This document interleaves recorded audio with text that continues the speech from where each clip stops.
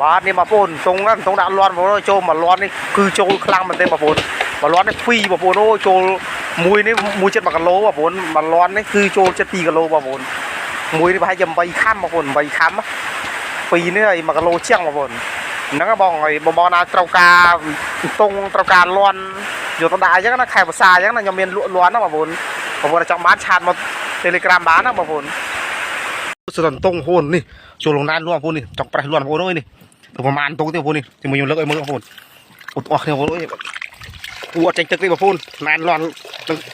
លងណានលាន់បងប្អូនមើលដល់កនេះបងប្អូនទៅខ្នាតក្តាន់បងប្អូននេះប្រហែលតុងនេះមកលាន់បងប្អូនតែពេញបឹបតោះមួយចាក់ទៅអស់គ្នាបងប្អូនបងប្អូននេះមកលាន់មកបងប្អូនប្រហែលតុងបងប្អូននេះមួយយោចិនណានលាន់បងប្អូនអើយមកលាន់នេះពេញបឹប2 3 4បងប្អូននេះ4តុងបងប្អូននេះសតធំបងប្អូន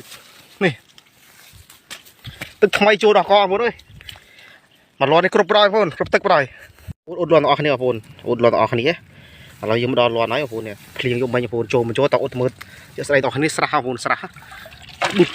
អូចូលបងប្អូននេះចូលនេះបងប្អូននេះតុងនេះតុងបងប្អូនអូងាប់បាត់ហើយបងប្អូនអើយតុងងាប់បាត់ហើយនេះវាអត់កំរើកផងបងប្អូនមើលភ្លៀងខ្លាំងវាលិចទឹកបងប្អូនជ្រូកទឹកបងប្អូននេះធំបងប្អូន